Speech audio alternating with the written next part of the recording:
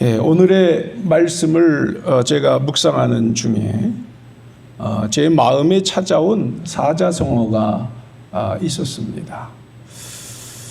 그것은 뭐냐면 천기누설이라는 생각이 들었다는 겁니다. 천기누설. 여러분 잘 아는 이야기죠. 천기를 누설한다. 원래 의미는 하늘의 기밀이 새어나간다. 아주 중요한 것이, 중요한 일이 새어나간다, 누설된다, 이런 뜻인데요.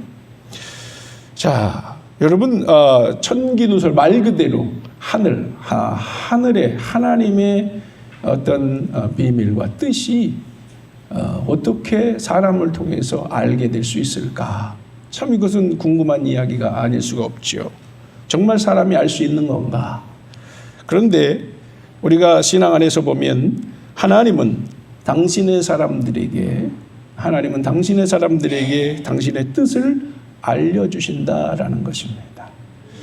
자, 그것을 신앙의 용어로 우리는 계시다. 천기누설을 뭐라고 그런다? 계시다. 이렇게 말합니다. 계시라고 하는 것은 하나님의 뜻을 드러낸다는 것이죠. 자, 그런데 하나님께서는 세상에 당신의 뜻을 어떻게 그럼 드러내실까? 우리가 궁금해지는데 그 방법이 뭐냐면 그것은 말씀을 통해서 드러내 주신다는 겁니다. 우리는 뭐 직통계시 그럼 대단히 능력 있는 것처럼 생각하는데요. 항상 우리가 그런 분들이 조심해야 될 것은 말씀을 벗어난 직통계시는 마귀의 속임수일 가능성이 100%다라고 말할 수 있습니다. 자, 그래서 뭐가 중요하다? 말씀이 중요하다라는 것입니다.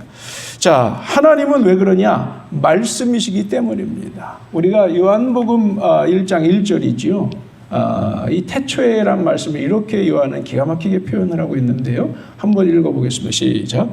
태초에 말씀이 계시니라. 이 말씀이 하나님과 함께 계셨으니 이 말씀이 곧 하나님이시니라. 하나님은 무엇이다? 말씀이시다. 이렇게 말씀하고 있는 거예요. 정의하고 있는 거예요. 자, 이 말씀을 우리가 성경적인 용어로 구약에서부터 나오는 용어로, 모세오경에서 나오는 용어로 바꿔보면 따라합시다. 계약, 언약이란 말로도 쓰는데요. 보통 우리는 개역에서는 언약이라고 쓰지만 공동번역이나 또 다른 데서는 또 계약이란 말로 쓰기도 하고 그건 같은 의미입니다. 근데 제가 계약으로 다시 한번 말씀드리지만 쓰는 이유는 계약이란 용어가 성경에 하나님께서 우리에게 말씀하시는 목적에는 더 언약이라는 용어보다 부합하다 이런 뜻이 있습니다. 언약이란 말은 무조건 이루어 주신다는 어떤 이런 뜻이 있지만 계약이란 말은 무조건이란 말은 없습니다. 뭐예요? 하나님이 우리와 쌍방의 계약을 맺은 거예요. 하나님은 어떻게 우리와 쌍방의 계약을 맺냐? 하나님은 우리를 자녀로서 우리들이 하나님을 대신해서 그 일을 하시기를 바라시기 때문에 우리가 하지 않으면 다른 사람을 통해서 하시지만 우리는 거기에 대한 책임을 져야 돼요. 그래서 뭐다? 계약이다. 여러분 이런 관점을 정확하게 이해하셔야 될 줄로 믿습니다. 자, 그래서 계약이란 말이 언약이란 말보다 더 설득력이 있다라는 것입니다. 근데 용어는 같아요. 우리가 원래 원어는 이제 베리트라는 말인데 그리고 영어로는 카버넌트란 말인데 그럼 우리가 어떻게 해석하느냐에 따라서 말은 다를 수 있는 겁니다. 그런데 중요한 것은 뭐다? 그래서 심판이 있는 겁니다. 그 심판을 누구한테 합니까? 성경에서는요. 하나님의 백성들에게 심판한다는 것을 기억하시기 바랍니다. 세상에 심판하기 전에 누구한테 심판한다? 하나님의 백성들에게. 왜 하나님의 백성들을 심판합니까? 그들이 계약의 말씀대로 살지 않기 때문에 세상을 구원해야 하는 일이 망쳐지고 있다라는 겁니다. 그래서 그들을 갈아 엎어서 다시 하나님이 다른 하나님의 계약 백성을 세우신다는 거예요. 이 원리로 성경을 보시면 여러분이 무슨 뜻인지 잘 이해가 되시고 제가 여러분이 누누이 말씀드려 왔습니다. 그러니까 여러분 이 세상에 지금 안 믿는 사람이 심판받는다고 착각하지 마세요. 먼저 누가 심판받는다? 교회가 심판받습니다. 한번 외쳐봅시다. 교회가 심판받습니다. 지금 이 코로나를 통해서 가장 먼저 책망을 받는 지금 집단이 어디예요? 교회입니다. 왜 그렇죠? 우리가 계약대로 살지 않았기 때문이라고 하나님이 말씀하고 계신 겁니다. 믿으시면 아멘 하시기 바랍니다. 지금까지 우리가 별로 그렇게 생각 안 했어요. 세상이 타락해서 그렇다고 생각했는데 그 책임이 결국 누구한테 있다는 거지요? 교회에게 있다는 것입니다. 성경은 항상 우리에게 그렇게 말해 온 것입니다. 자, 그게 천기누설이란 말이 중요한데 왜? 하나님께서는 그 백성을 통해서 하나님의 뜻을 드러내시기를 바라신다는 겁니다. 오늘 이 말씀하는데 저는 굉장한 마음의 부담을 갖고 있는데요. 자, 그래서 계약이 중요하다. 하나님은 창조하실 때부터 이제 계약으로 창조하신 겁니다. 오늘 말씀 우리가 앞에서도 보지만 말씀으로 창조하셨다는 것은 바로 계약으로 창조하셨다는 것입니다. 그리고 그 비밀을 알고자 하면 어떻게 하면 되는 거예요? 이제 그 계약을 우리가 배워서 터득하면 되는 것이죠. 자, 그리고 이 계약의 말씀을 바로 해석하면 하나님의 뜻이 발견될 것이고, 그리고 그 뜻대로 살고자 하면 하나님은 그 뜻을 누구를 통해서? 하나님 백성들을 통해, 구약에서는 이스라엘을 통해, 신약에서는 교회를 통해 이루시는 줄로 믿습니다. 교회가 그만큼 중요한 위치에 있다라고 하는 겁니다. 이건 여러분에게 제가 새롭게 말씀드린 게 아니에요. 누누이 말씀드렸지만 우리가 듣고 들어도 깨닫지 못한 때가 참 많은데 오늘은 여러분이 더 분명하게 깨달을 수 있기를 바랍니다. 자, 그래서 신앙이란 다른 것이 아니에요. 그러한 말씀을 발견하고 그에 따라 사는 삶이 신앙인 것입니다. 자, 그리고 그러한 하나님의 뜻을 해석하고 선포함으로써 백성들로 하여금 그 뜻대로 하나님의 그 뜻대로 살고자 하도록 인도하는 사람이 저와 같은 설교자입니다. 이 설교자가 너무도 중요해요. 그래서 제가 좀 아까도 말씀드렸습니다만은 오늘 말씀을 드리는 데 너무 제겐 무거운 짐이다. 다시 한번 그를 절실하게 느끼는 겁니다. 이 설교자는 천기를 누설하는 사람이고 여러분 것을 함께 공유하는, 요즘 뭐 컴퓨터나 뭐 하면 공유 이런 얘기가 많이 나오는데 공유하는 사람들이고 그것을 함께 앞서서 살아내는 사람들인 줄로 믿습니다. 지금 우리가 그런 자리에 있다라고 하는 것입니다. 자, 그래 정말 저는 무겁고요. 설교자의 책임이 왜 크냐? 하나님의 말씀을 잘못 해석하면 사람들로 하여금 천기누설이 아니라 정말로 심각한 오류와 문제에 빠지게 되고 생명력을 잃어버리게 만드는 겁니다. 하나님의 말씀을 바로 해석해서 선포하면 정말로 여러분이 그 누구보다 생명과 하늘의 권세와 생명을 누리고 그 복으로 살면서 그것을 세상에 증거하게 될 줄로 믿습니다.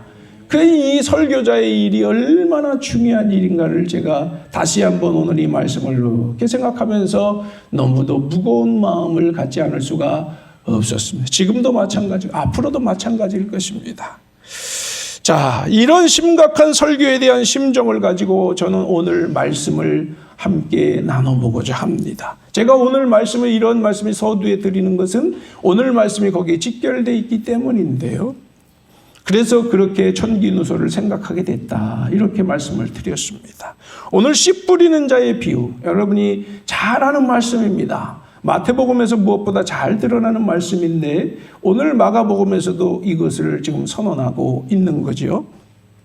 이 말씀을 통해서 예수님께서 우리에게 무엇이라고 말씀하시는지를 함께 깨달을 때에 전하는 저나 듣는 여러분이나 정말 모두가 하나님의 뜻에 붙들려서 생명력이 충만한 역사가 있기를 주님의 이름으로 축복합니다. 자, 먼저 예수님께서 그러면 왜 씨 뿌리는 자의 비유를 말씀하셨을까 우리가 한번 생각해 보려고 합니다. 마태복음에선 잘 드러나지 않는데 오늘 마가복음은 그 흐름을 잘 보여주고 있습니다. 먼저 마가복음 오늘 우리가 4장 1절부터 9절 읽었고 그리고 이제 10절 이하에서부터 20절까지는 그 해설이 나오고요. 그리고 다른 이제 씨를 뿌리는 어떤 씨에 대한 비유 중에 26절인데요. 이렇게 시작하고 있습니다. 또 이르시되 하나님의 나라는 사람이 씨를 땅에 뿌림과 같다. 다시 한번 이런 다른 이야기를 하시면서 이런 얘기를 했습니다. 그러니까 씨를 뿌리는 이야기는 무슨 얘기다? 지금 하나님의 나라를 말씀하고 있는 것이다. 하나님의 나라는 이런 것이다 라는 겁니다. 그런데 이것을 가장 구체적으로 잘 드러내는 것은 사실 아까도 말씀드렸습니다. 마태복음의 13장의 말씀입니다. 마태복음 13장 전체는 하나님의 나라를 7가지의 비유로 이야기하고 계십니다. 몇 가지? 7가지의 비유로 이야기하고 계신데 그 첫 번째가 바로 이 씨 뿌리는 자의 비유입니다. 근데 마가복음에서는 몇 개의 비유를 들지만 가장 중요한 것으로 여전히 씨 뿌리는 자의 비유, 오늘 우리가 읽은 내용을 가장 중요한 것으로 지금 다루고 계시다는 겁니다. 자, 우리가 이제 이런 배경들을 잘 이해했는데요. 그래서 결국 예수님께서는 결론적으로 보면 이 씨 뿌리는 자의 비유를 통해 뭘 이야기하시려고 그런다? 하나님의 나라가 무엇이냐라고 하는 것을 분명하게 밝혀주시려고 하고 있는 거예요. 마태복음 자체가 13장 자체가 그것을 비유로 가장 쉽게 설명하고 있는 것처럼 말이죠. 자, 그러면 여러분 질문을 또 해봅니다. 하나님 나라가 무엇입니까? 라고 하는 것이죠. 하나님 나라는 다른 게 아닙니다. 오늘 우리가 아까 천기누소를 이야기했는데 이 땅에서 하나님의 비밀을 알고 누리며 사는 사람들.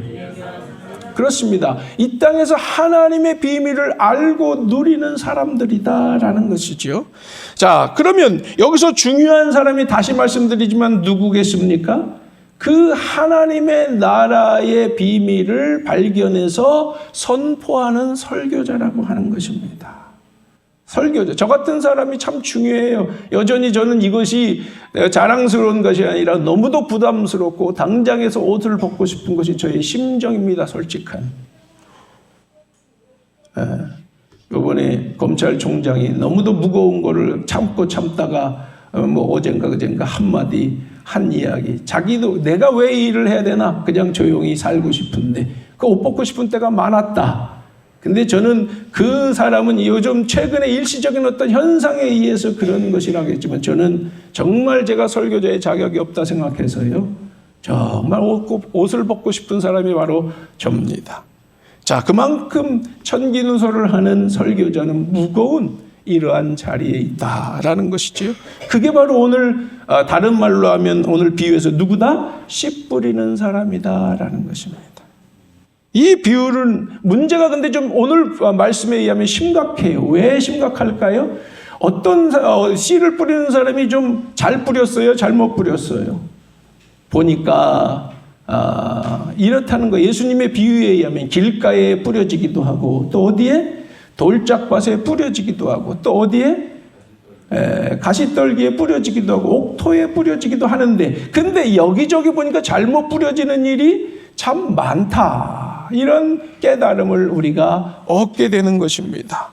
여러분, 우리는 또 시골교회고 여기 농사 짓는 분들도 계신데 오늘은 농사 짓는 분들이 좀 몇 분 못 오신 것 같아요. 자, 우리 장로님도 농사를 지으시는 분이고 올해도 결 추수를 하셨을 텐데 농사할 때 제일 중요한 첫 번째가 뭐예요? 씨 뿌리는 겁니다. 물론 밭을 가는 것도 중요하지만 그리고 밭을 갈고 씨 뿌리는 게 하나의 움직임이지요. 씨를 뿌리는 것을 잘못하면 시작부터 첫 단추가 잘못 껴지면 다 망치고 마는 겁니다. 시작이 반이란 말이 있어요. 정말로 우리가 이런 말 하나하나를 생각할 때 씨 뿌리는 것만큼 중요한 것이 없습니다. 잘못 뿌리면 새가 다 빼먹고요. 잘 뿌려도 빼먹는 판에 쉬운 얘기가 아닙니다. 그래서 정성을 다해 씨를 뿌리는 일은 가장 첫 번째로 중요한 일이다라고 하는 건 어려운 이해가 아닌 것이지요. 자, 그래서 만약에 우리가 그래서 잘못 뿌리면 어떻게 되는 거예요? 다음에 먹고 살 것이 없고 가정의 생사가 거기서 결정된다. 이렇게 우리는 말할 수가 있는 거지요. 그러니 얼마나 신중하게 씨를 뿌려야 되는가 물을 필요도 없는 것입니다. 그런데 오늘 보니까 어떻게 길가에 돌짝밭에 가시떨기나무에 뭐 이런 데다가 막 뿌렸단 말이야. 있을 수가 없는 일이라는 겁니다. 먼저는요. 자, 그래서 예수님 이 비유에서 첫 번째로 강조하시는 것은 씨를 뿌리는 농부가 중요하다는 것을 은폐하면서 암시적으로 말씀하고 계시다는 겁니다. 그렇다면 예수님 당시 씨 뿌리는 농부는 누구지요? 다른 말로 설교자, 우리가 이제 말씀을 신앙으로 돌아오면 설교자는 누구입니까? 바리새인과 서기관들입니다. 그 당시에는 바리새인과 서기관들이 그 일을 하던 사람들입니다. 그것을 자처하는 사람들이에요. 그런데 그 사람들이 지금 씨를 엉망으로 뿌리고 있다, 이렇게 예수님은 염두에 두고 말씀하고 계시다는 겁니다. 본장에 씨 뿌리는 비유 이전에 보면 무슨 일이 있었을까 우리가 생각해 보면, 오늘 4장에 시작하지만 3장에서 이제 그 바로 전에는 연결되는 부이지만은 우리가 20절, 3장 20절 이하에 보면 무슨 얘기가 나옵니까? 바알세불 논쟁이 나오지요. 바알세불 논쟁이 나옵니다.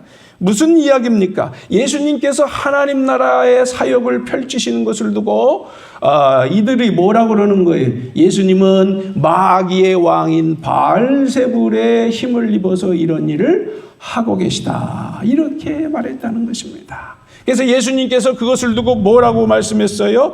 너희들이야말로 씨를 잘못 뿌려서 망치는 자들이고, 그렇게 말하는 너희야말로 용서받을 수 없는, 영원히 용서받을 수 없는 그러한 성령 모독죄, 형령 회방죄, 성령 모독죄를 짓는 자들이다, 이렇게 말씀한 거예요. 자, 여러분, 너희들이야말로 뭐 하는 자들이다? 씨를 잘못 뿌려서 망치는 자들이다라는 것입니다. 이 말은 다른 말로 하면 하나님의 말씀을 제대로 연구하고 터득해서 바로 가르쳐야 되는데 완전히 잘못 가르치고 있다. 따라합시다. 완전히 잘못 가르치고 있다. 지금 그렇게 말씀하는 거 아닙니까? 자, 그리고 무엇을 어떻게 그럼 잘못 가르쳤단 말인가? 우리가 이렇게 그 당시를 다시 질문해 보면, 저희가 이미 이것은 계속 나눠왔는데, 유대교의 정통 교리에 붙들려서 결국 그런 관점에서만 성경을 해석하고 강조하고 가르쳤고, 그리고 그 기준으로 사람들과 모든 것을 판단하고 또 정죄하면서, 그래서 수많은 죄인들을 양산해내는 그런 잘못된 유대교 체제를 만들었다는 겁니다. 자, 이 정통교리, 여러분 우리가 미리 한번 좀 눈으로 확인하면 좋을 것 같은데, 이건 좀 뒤에 나오는데요. 마가복음 7장을 보시겠습니다.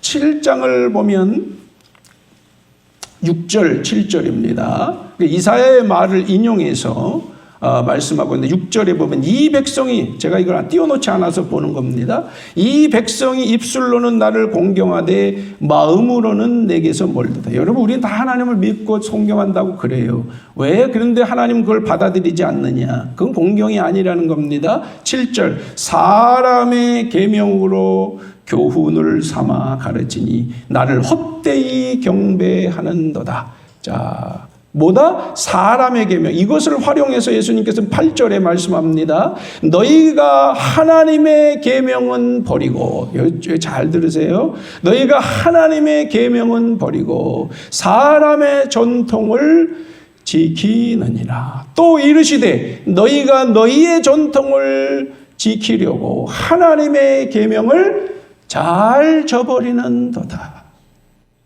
무슨 뜻입니까? 그들이 지금 믿고 있는 신앙 체계는 하나님의 법이 아니요. 뭐라는 거예요? 사람의 법이요, 사람의 전통이요, 사람의 가르침이라는 거예요. 그들은 원래부터 이걸 누구의 것이라고 믿고 살았어요? 하나님의 법이라고 믿고 살았어요. 그걸 의심하지 않았어요. 그런데 그것이 언제 어떻게 된 겁니까? 다 변질되었습니다. 여러분, 신앙, 복음이 잘못된 게 아니, 그것을 받아들이는 세대들이 갈수록 타락하면서 그것을 이제 잘못된 방식으로 이해하기 시작할 때 복음은 서서히 변화되고, 그것은 더 이상 복음은 복음이 아닙니다. 여러분, 이것은 매우 중요한 거예요.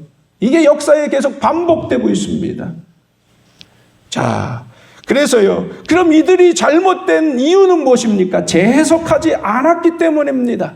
그 시대에 정말 이것이 원래 모세오경을 통해서 주신, 창세기로부터 신명기까지의 말씀을 통해 주신 말씀에 합당한 것인가? 라고 하는 질문을 던지고 그것을 가지고 씨름하고 그것을 가지고 선포해서 백성들을 바로 인도해야 되는데 그렇지 않았다는 것입니다. 그렇기 때문에 이 계약은 망쳐지고 예수님은 다시 새 계약을 맺을 수밖에 없었다는 것입니다. 예수님은 뭐 하신 분이에요? 단지 십자가에 죽으신 것입니까? 십자가에 죽으신 것이 뭘 하신 것입니까? 답시다. 새 계약을 맺으신 것입니다. 이것은 새 언약, 새 계약이다. 새 계약의 피다라고 말씀하신 것을 기억해야 될 줄로 믿습니다. 예수님은 다른 걸 하신 게 아니에요. 그 계약의 말씀을 선언해 주시고 그대로 그것을 우리와 맺기 위해서 십자가에 죽으시기까지 하신 것입니다. 그런데 우리는 새 계약 백성답게 지금 사나요, 안 사나요? 살지 않으면 우리에겐 구원이 없는 것입니다. 단지 믿으면 되는 것일까요? 자, 여러분 먼저 이 말씀을 우리가 읽어보겠습니다. 이 말씀이 먼저 우리가 배경을 이해하면 아까 마태복음 13장은 어디에서 나오는 것이라고 그랬습니까? 바로 17가지의 비유를 통해서 하나님 나라를 설명하고 있는 것이다 그랬습니다. 근데 마지막 결론이에요. 이게 7가지를 다 말씀하고 난 다음에 결론의 말씀을 이렇게 딱 맺어주십니다. 중요한 말씀을 한번 읽어봅니다. 시작. 예수께서 이르시되 그러므로 천국의 제자된 서기관마다 마치 새것과 옛것을 그 곳간에서 내오는 집주인과 같으니라. 뭐와 무엇을? 새것과 옛것, 천국, 하나님 나라의 제자. 지금 유대교의 제자는 마귀의 나라예요. 마귀의 나라 말고 하나님의 나라의 제자. 이 천국이란 말은 하나님의 나라를 마태의 용어로 쓴 것입니다. 자, 서기관, 진정한 서기관은, 하나님이 원하는 서기관은 새것과 옛것을 극복하라. 이게 무슨 말일까요?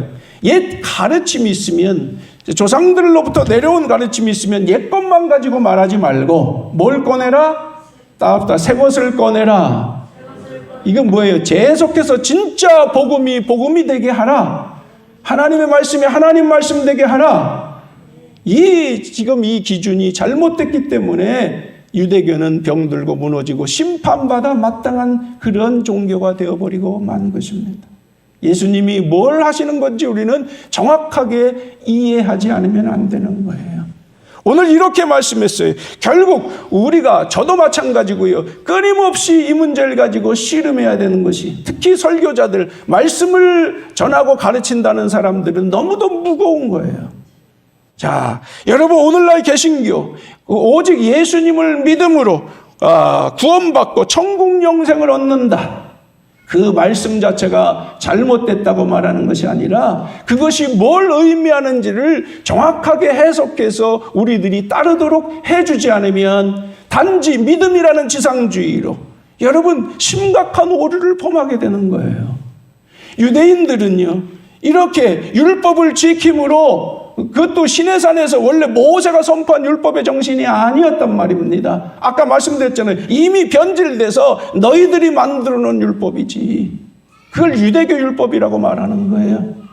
그런 율법은 더 이상 하나님의 가르침과 상관이 있다 없다? 없다라고 말씀하는 건 똑같은 거예요. 여러분, 교회사에서도 똑같이 마찬가지입니다. 가톨릭이 있었어요. 가톨릭이 그냥 처음부터 가톨릭이었나요? 가톨릭이라는 뜻이 무엇입니까? 보편적이고 모든 사람에게 공통적인 어떤 자기들이 하나님의 종교, 그리스도의 종교라는 의미를 가지고 있는 가톨릭이라는 뜻입니다. 정통이라는 뜻이에요. 그게 무슨 뜻이다? 정통이라는 의미를 쓰는 거예요. 그래서 여러분, 정교회란 거 있죠? 그리스 정교회란 말도 자기들이 정통이에요. 그쪽은 동쪽의 정통이란 뜻이에요. 그게 동방정교회. 그리고 서쪽의 정통은 뭐예요? 서방 카톨릭입니다. 둘 축으로 나뉘었던 거예요, 원래 기독교가. 자, 이해가 되시죠? 그럼 둘 다 정통이라는 거예요. 정통의 가르침이라고 말하지만 가톨릭의 구원이 있습니까? 없습니까? 없습니다. 왜 없어요? 하나님의 복음의 중심에서 변질되었기 때문인 것입니다. 똑같은 우를 범하는 거예요. 똑같은 우를 범하는 거예요. 그러면 여러분, 우리가 잘 이해해야 됩니다. 여기서 예수님 당시에 바울 사도가 특히 이 믿음에 대해서 강조했는데, 예수님에게 구원이 있느냐, 구원을 받으려면, 영생을 받으려면 어떻게 해야 됩니까? 그러면 예수님은 이렇게 말했어요. 날 믿어라. 그랬을까요? 한번 여러분 질문해 봅시다. 나를 믿어라. 그랬을까요? 예수님께서? 여러분, 공간복음을 아무리 찾아보십시오. 나를 믿어라라고 말한 데가 있나?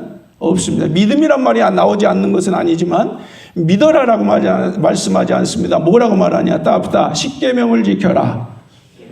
간단히 말해서 이렇게 말씀하는 거예요. 십계명을 지켜라. 여러분, 부자 청년이 와서 내가 영생을 얻으려면 어떻게 해야 됩니까? 그랬더니 십계명 중에 그 용어 쭉 그 계명들을 대시면 이걸 지키면 된다.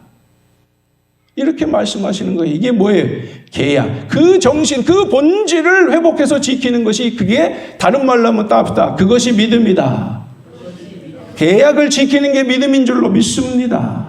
그런데 요즘 그렇게 가르쳐요? 그렇게 가르치는 사람들 없습니다. 그냥 믿으면 된다. 예수님 날 위해 죽으셨으면 믿으면 된다. 그래놓고 믿고 난 다음엔 죄가 없다. 내가 어떻게 살아도 된다. 그게 바로 구원파예요.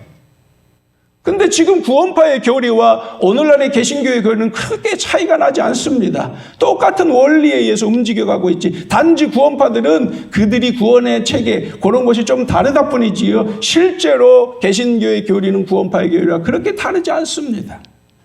우리가 스스로 이단화되어 가지고 있다는 말입니다. 여러분 이것을 두고 믿는다고 여러분 바울 사도가 이 유대교 체제에 대해서 믿음이 중요하다고 이야기한 것은요.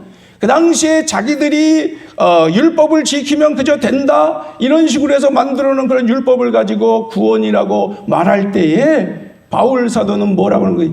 진정한 주님을 신뢰하고 주님의 은혜 안에서 우리가 신앙생활 해 나가는 것 그걸 믿음이라고 하는 거예요. 은혜에 대해서 우리가 그 세계를 믿고 나아갈 때 그것이 구원이 있지. 그런데 예수님께서도 그렇고 바울 사도도 그렇고 그 믿음이라는 것은 철저하게 주님의 말씀을 따라 나아가는 것입니다. 자기를 부정하고 자기를 십자가에 못 박고 나아가는 것이라고 말씀하지요. 그리고 바울 사도는 따라합시다. 구원을 이루어라. 완성하라는 말입니다. 이게 빌립보서 2장 12절에 말씀하는 거 아닙니까? 너희에게 주어진 그런 구원을 이제 두렵고 떨림으로 순종하여 너희 구원을 이루어가라. 완성된 게 아니 시작된 것뿐이지. 예수님을 통해서 우리가 새로운 세계약 백성으로 시작된 것이지 완성된 게 아니. 자칫하면 특히 장로교나 이런 곳에서는 완성되고 견인하고 무조건 하나님이 다 해주신다 이렇게 말씀하는데요. 그것은 굉장히 위험한 선언입니다. 여러분 그러면 하나님이 심판하실 이유가 있어요 없어요? 하나님이 다 해주시는데 뭘 우리를 심판해요? 하나님이 심판할 기준이 없는 거예요. 우리에게 분명하게 책임을 맡기셨기 때문에 심판이 가능한 얘기가 되는 겁니다. 그게 계약의 이야기가 되는 겁니다. 여러분 지금 우리가 믿는 식으로 하면 하나님이 심판하는 건 정당한 것이 안 되는 거예요. 이해가 되십니까 여러분? 우리가 너무도 많은 사고들이 잘못되어 있는 겁니다. 이런 것들을 바로 세워놓지 않으면 우리의 신앙체계는 지금 하나도 하나님 앞에 인정받을 수가 없게 될 것입니다. 그래서 정말 우리가 좀 심각하게 생각해야 돼. 그리고 마틴 루터가 왜 믿음을 강조했습니까? 그들이 수도원의 행위, 그리고 수도사적인 행위, 이런 것들을 강조하면서 그것을 지키고 또 돈을 내서 하면은 또 면죄부를 주고 이런 식으로 가르쳤기 때문에 그렇게 해서 구원받는 게 아니라 오직 은혜로, 오직 말씀으로, 그 말씀이 계약이 오직 믿음으로 그 말씀을 따라 가야 된다 말이야. 이게 믿음이다 말이야. 이게 구원이다 말이야. 아멘. 이게 종교개혁의 전통이에요. 오늘 종교개혁주일입니다. 종교개혁이 뭘 하려고 했던 건지를 이해해야 되고 바울이 뭘 하려고 했던 것인지를 이해하지 않으면 오늘 이 500년이 지난 우리들은 이 믿음이 아주 엉망진창이고 썩어빠진 믿음이 되는 겁니다. 그런데도 우리는 오늘날 믿음을 이렇게 아주 자연스럽게 이야기하면 우리는 마치 아무 문제 없이 구원받을 것처럼 그렇게 신앙생활 정말 나약한 모습으로 해가고 있단 말입니다.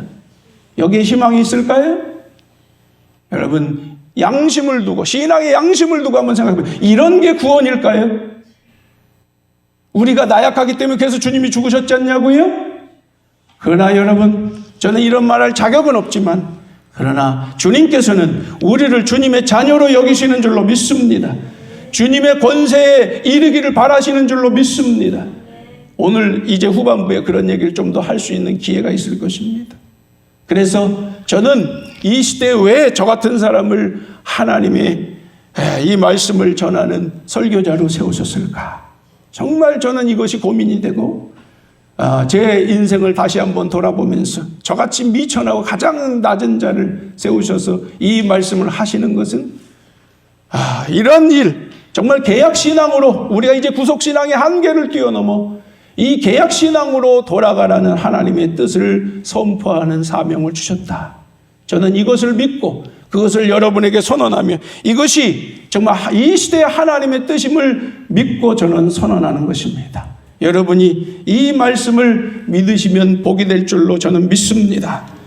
다음으로 예수님께서 네 종류의 밭에 대해서 말씀을 하셨는데 이건 무엇을 염두에 두셨을까라고 생각해 보면 막상 지금 정통 유대교 교리에 빠진 세대에게서 새 것을 꺼내, 옛 것에 빠져 있는 세대에게서 뭘 꺼내야 돼 지금? 새 것을 꺼내서 예수 그리스도께서 이제 새 복음을 전하는 거예요. 아주 중요한 것이죠. 자, 이것을 전했을 때 듣는 사람들에게서 일어나는 몇 가지 현상이 있다라고 지금 말씀하고 계시다는 겁니다. 자, 그래서 주 안에서 전하는 자나 듣는 자나 다 중요한데 듣는 자들의 태도도 역시 전하는 자만큼 중요하다는 것입니다. 오늘 그래서 이 본문 지금부터 말씀드리는 건 주로 저도 물론 포함되지만 여러분에게 포함되는 이야기지요. 자, 결국 밭은 복음을 듣는 사람들의 마음밭의 상태를 말하는 것이고요. 우리가 어떤 마음밭에 속하는지 한번 살펴보고자 하는데 여러분도 한번 깊이 자기 양심을 두고 판단하시기를 바랍니다. 그리고 여기에는 말씀을 받는 자들에는 단계가 있다는 걸 먼저 염두에 두고 말씀을 들으시기 바랍니다. 자, 단계가 첫 번째가 뭐지요? 길가입니다. 길가는 뭘 말하는 것입니까? 마음이 굳어져 있어요. 그 복음이 들어가요, 안 들어가요? 안 들어간다는 것입니다. 왜 안 들어갑니까? 여러분, 편견과 선입견과 같은 이걸 뭐라고 그런다? 고정관념. 야, 놀랍게도요, 철학자들 중에는요, 세상 사람들도 그렇게 말하는 겁니다. 철학자들 중에 제일 먼저 그걸 말하는 사람이 플라톤이라는 사람인데, 동굴의 비유를 통해서 자, 제일 무서운 게 뭐냐? 이 편견, 선입견 같은 고정관념의 우상이다. 그걸 우상이다. 이렇게 말했습니다. 근데 그것을 두고 네 가지 우상으로 좀 더 확대해서 설명한 사람이 있는데요. 영국의 프란시스 베이컨이라고 하는 사람이 네 가지 우상에 대해서 말하는데 그건 다 자기가 살아가면서 사로잡힌 그런 편견과 선입견, 고정관념이 바로 우상이다. 이렇게 설명하고 있습니다. 놀랍게도요, 철학자들이 생각하다 보니까 자꾸 사람들이 뭐에 사로잡혀요? 고정관념에 사로잡히는 거야. 그러다 보니까 진정한 진리를 만나기가 어렵다는 것입니다. 그것이 우상이 돼서 참 하나님을 쉽게 말하면 만날 수가 없다라고 말하는 겁니다. 지혜자들은 그렇게 판단하고 있는 겁니다. 그렇습니다. 정말로 여전히 신앙 안에서 지금 유대인들은 뭐에 사로잡혀 있어요? 완전히 자기들의 정통 교리에 붙들려져 있어요. 카톨릭도 정통 교리에 붙들려져 있다니까 지금까지 구원이 없을 뿐만 아니라 오히려 복음의 세계, 하나님 나라의 세계를 방해하는 세력으로 지금까지도 역사하고 있다는 것입니다. 기독교도 자칫하면 그럴 수 있다. 개신교도 말이에요. 이런 걸 우리는 두렵고 떨림으로 생각해야 된다는 것입니다. 자, 여러분, 그 안타까운 거예요. 여러분, 대부분 이단이나 사이비들이 왜 다시 정통으로 또 제대로 된 신앙으로 돌아오기가 어렵습니까? 그들도 똑같이 자기들 것만 옳다고 주장하면서 그것에 완전히 붙들려 있기 때문에 빠져나올 길이 없는 것입니다. 이건 똑같은 원리인 것입니다. 그러니까 여러분, 오늘 하나님의 나라의 복음을 전해도 이 길가 같은 사람들은 들어간다는 거예요, 안 들어간다는 거예요? 전혀 들어가지 않는다는 겁니다. 오늘도 마찬가지. 이 말씀이 구속신앙에 붙들려 있는 사람들에게 어떤 사람에게는 들어가는데 안 들어가는. 그래서 개혁신앙 이해가 되는 것 같긴 한데 믿을 수가 없는 거예요. 따를 수가 없는 거예요. 그런 사람이 있는 겁니다. 자, 이런 상황입니다. 그래서 저는 이렇게 여러분에게 말씀하고 싶어요. 이 마가복음에서 오늘 이 말씀의 끝에도 뭐라고 말씀하고 있죠? 따라붙다. 들을 귀 있는 자는 들으라. 들을 귀 있는 자는 들으시기 바랍니다. 그리고 뒤에서도 또 그런 것을 강조하신 계속 들을 귀 있는 자는 들으라. 오늘 제목이 그래서 들을 귀가 있느냐 제가 그렇게 정해본 겁니다. 두 번째는 돌밭입니다. 돌밭은 좀 이것보다 나아요. 왜? 정말 처음 들어보니까 맞아, 이것이 이 개혁신앙이 오늘 우리로 말하면 복음이야 라고 받아들였어요. 기뻐요. 복음을 경험했을 때 얼마나 기쁘고 여러분 정말 즐겁습니까? 행복합니까? 다시 태어난 거 아닙니까? 정말 인생이 새롭게 출발하는 거지요. 그런데 이들에게 문제가 발생합니다. 신앙이 사라져 버렸어요. 왜? 돌짝밭의 의미가 뭡니까? 뿌리를 내리지 못한다는 겁니다. 이 얘기는 뭐라고 그랬습니까? 복음으로 인해서. 여러분 복음의 길로 가다 보면요, 특히 복음이 정말 살아있을 때는 그 길로 가려다 보면 반드시 뭐가 역사할까요? 대적이 역사하고 방해가 역사하고 공격이 옵니다. 앞으로 우리가 복음 사역을 위해서 이 공동체가 이제 개혁신앙으로 나아갈 때 하나님이 기름 부으시면 엄청난 역사도 나타날 수 있겠지만은 한편에서 무슨 일이 있을까요? 엄청난 공격과 방해가 역사할 가능성이 저는 100%라고 생각합니다. 자, 그랬을 때에 그런 것이 두려워서 신앙을 포기하는 사람들을 말하는 것입니다. 자, 그래서 다시 한번 이 말씀을 두고 다 들을 게 있는 자는 들을지어다. 이 말씀을 우리는 생각해야 할 것입니다. 세 번째는 가시떨기입니다. 가시떨기는 뭘 말할까요? 이 사람들은 떠나지도 않고 그래도 그 안에 남아있기는 해요. 좀 더 낫다고 볼 수가 있을까? 아직 희망이 있다고 볼 수가 있을까? 그러나 뿌리는 깊고 мон한데 가시가 역사해. 가시떨기가 역사해. 이게 뭘 말하는 거예요? 세상 욕심과 물질에 대한 것들, 세상에 살아가는 데 대한 어떤 나의 욕망들, 이런 것들이 여전히 우리 안에 역사하니까 이 개혁신앙을 따라 살 열망을 온전히 발휘하지 못하는 거예요. 하나님의 말씀이 우리 인생을 이끌지 못한다는 말입니다. 방해가 되는 거예요. 그러니까 열매가 맺을 수가 없어요. 다 뺏기고 나니까 말이죠. 자, 안타까운 것이죠. 결국 그래서 진정한 개혁의 신앙으로 나아가는 것을 결국에는 열매를 맺을 수 없고 실패하게 된다. 이것도 실패라는 겁니다. 오늘 예수님께서는. 제가 하나의 예를 들면요, 개혁신앙. 여러분 요즘 11조를 드리는 것을 반대하는 목회자들, 그런 사람들, 신약에서는 그거 드릴 필요가 없다 책까지 쓰면서 대단하게 역할들 하는데, 자, 11조는 제가 다시 말씀드립니다. 개혁신앙의 가장 기초다라는 것입니다. 이 공동체를 이끌어가는데 가장 중요한 요소가 되기 때문이지요.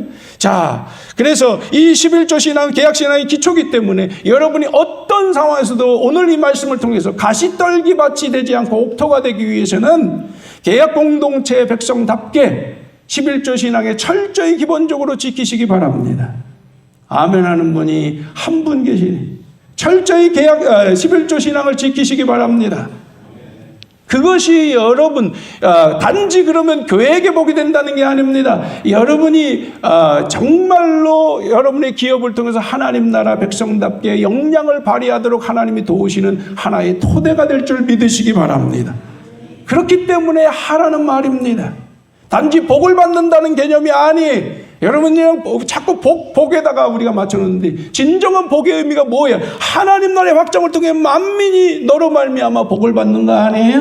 그 일을 할 수 있는 주체로 삼아주신다는 거예요. 아멘. 11조 신앙은 그 기초입니다. 이 기초가 안 된 사람에게 무슨 은혜가 임할 수 있을까? 그건 불가능한 얘기가 되는 거예요. 그렇기 때문에 11조 신앙 기본에 충실하시기 바랍니다. 들을 게 있는 자는 들으시기 바랍니다. 그건 내 이유와 핑계 때문에 드리지 않는 것은 그것은 실패를 의미하는 것입니다.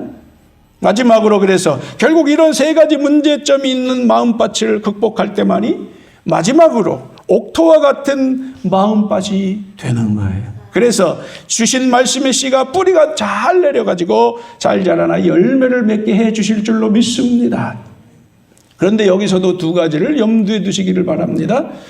첫째, 마음의 밭은 고정된 것이 아니에요. 누구는 길가고 누구는 돌밭이고 누구는 가시떨기 밭이 아니라는 겁니다. 정해져 있지 않다.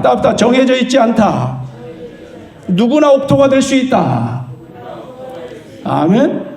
그렇습니다. 길가와 같은 고정관념과 도구마, 즉 도구마라고 하는 건 정통 교리의 이 굳어진 교리를 말하는 건데, 이 도구마에 붙들려 있는 심령의 밭을 계약의 말씀으로 갈아엎으면 옥토가 될 수 있는 줄로 믿습니다. 그리고 돌밭과 같은 연약한 마음밭이요, 연약해서 넘어지는 거 아닙니까?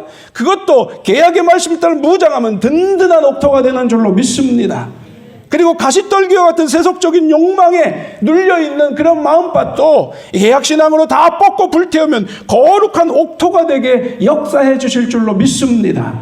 그러니까 누구나 옥토가 될 수 있다. 두 번째로, 잘못된 마음밭을 옥토로 만들기 위해서, 이렇게 옥토로 변화시키기 위해서는 계약신앙을 계속 실천하는 따뜻한 수련의 시간이 필요합니다.